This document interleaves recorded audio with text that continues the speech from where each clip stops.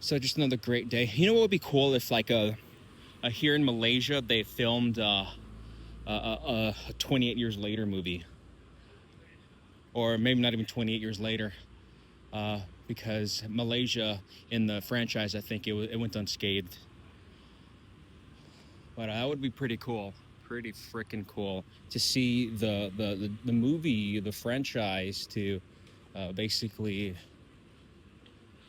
take place in other parts of the world. That'd be amazing. And even though a lot of people talk crap about it, and I mean, they did a really good job shooting it on iPhone. Like some scenes, they do look like, what the heck? That's on an iPhone, and some scenes like obviously it's on an iPhone. I just love the fact that they filmed it on iPhone, and it made a lot of money. It made $151 million, and the only reason it was so expensive is because well, they filmed it in England. They could have probably cut the production by 50% or more if they filmed it somewhere else. Like maybe if they filmed it like somewhere rural Alabama. But it's a British movie that takes place in England, so that makes sense.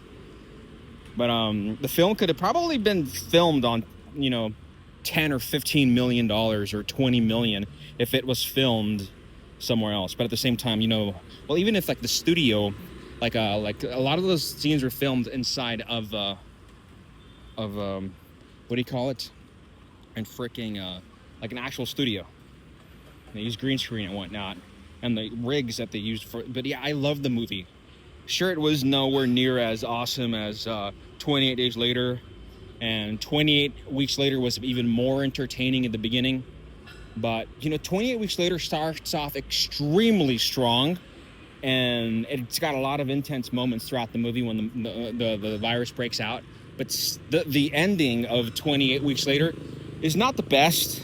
It is cool that it takes us to England. I mean to Paris. But so basically 28 years later starts off strong, and then it just ends terribly. And 28 weeks later starts off strong. Okay, there's some good moments, and then it ends okay.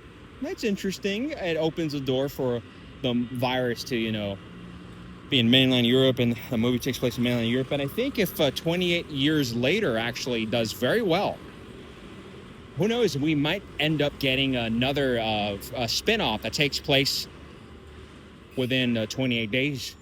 Maybe they should start a what do you call it? A like maybe if the if the Cillian Murphy does a good job and it does really well, they might greenlight another trilogy.